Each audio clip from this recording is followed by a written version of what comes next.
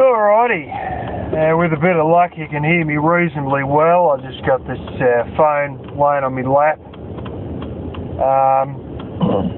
Yeah, it's reasonably late. I'm just trying to do a U-turn here and go home from work. Just thought I'd update you guys quickly about what's going on.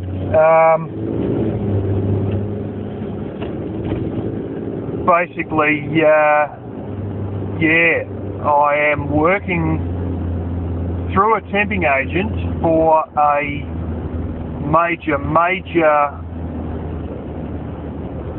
paint brand in their warehouse. Just stuffing around with all the stock that comes out of their manufacturing section, you know, wrapping it up with wrapping machines. I was on the reach forklift tonight. I was on the counterbalance, yeah, picking, bit of stuff like that. Basically 34 hours a week, afternoon shift. So I basically miss all the traffic jams. Some of you may remember I talked about going to the gate of the community. I hit a traffic jam on the edge of the city at 6:30 a.m. But most days I start at 2 p.m. The only time it's going to be traffic jam time is a Friday night when they knock off early. And they start earlier as well, but 6 p.m. knock-off, and that's prime traffic jam time. Anyway, 34 hours a week, $27.40 an hour, afternoon shift, and spending quite a lot of time with scanners and forklifts. It's an hour's drive from home. It might be a little bit longer when I go home than it is when I drive there initially, because I've got to take a different route to avoid any kangaroo shenanigans that happen down the road that I go on in the morning.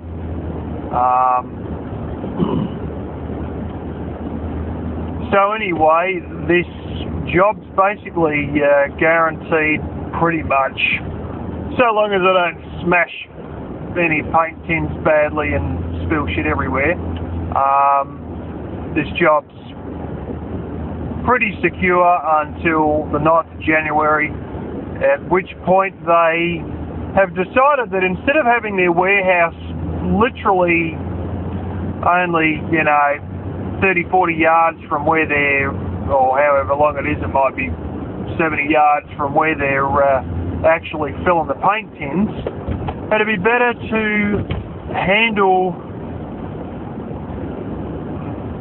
How it basically works is they have 80% of the paint made and tinned up on site, and probably 20% of it or so come from another area, and so they basically warehouse it on the same site that it's poured into the pot. And then they have,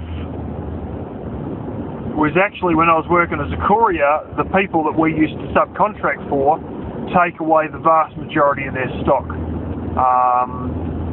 excluding exports. And we've been doing stuff that is going to be exported to New Zealand, and I've even seen stuff sitting around that's to be exported to South Africa. And instead of warehousing it themselves and contracting out the logistics, there's another major trucking joint, probably about the biggest one in the country, the largest trucking corporation in the country, that it's known as Toll, T-O-L-L. If you're Australian, you'll know who I'm talking about. You'll see the trucks driving around.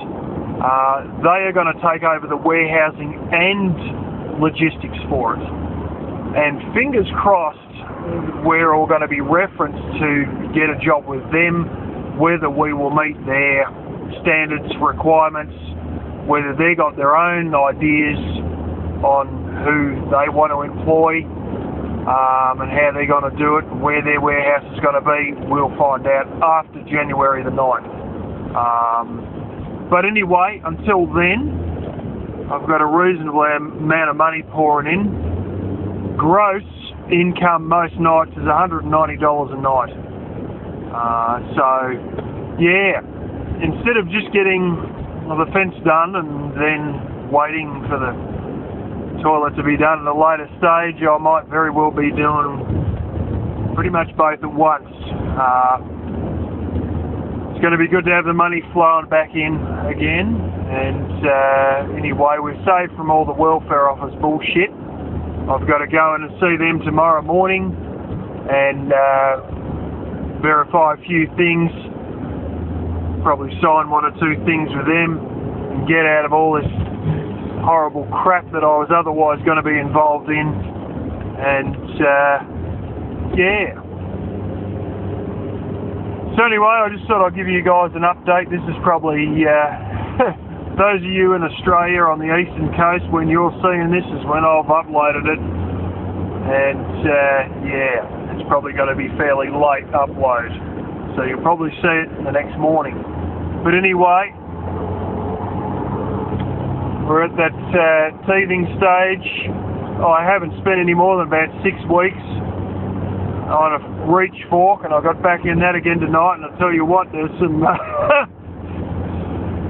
we're testing our limits. Pretty tall, but I sort of got on the counterbalance forklift and it was just like coming home. It was just all back to me again. So it's good that I've sort of good with the counterbalance, and it's always ridiculous with these reach forklifts. They always expect a great amount. The thing lifts up 8.4 meters in the air, and so, you know, well, pretty much they will stack stuff that tall. It's so tall you can barely see what the pallet is doing up there without a set of binoculars. I mean, it is ridiculous. But yeah, if you squint hard enough, you can sort of see what you're doing, and it's just what's expected. But they have very old forklifts. With a bit of luck, well, almost guaranteed, if it changes over to toll and I end up working there, they'll be all brand new. Whereas these things, bloody hell, they look like they've come out of the mid-90s or something. They're jerky old damn things, which is not what you want when you're working up tall, which is why it's nice to do picking on a pallet mover, because they only make you pick it from the bottom level. So, yeah, but at the moment, they're sort of getting us to do a bit of everything to get used to stuff. But anyway, that's that, and just thought I'd let you all know.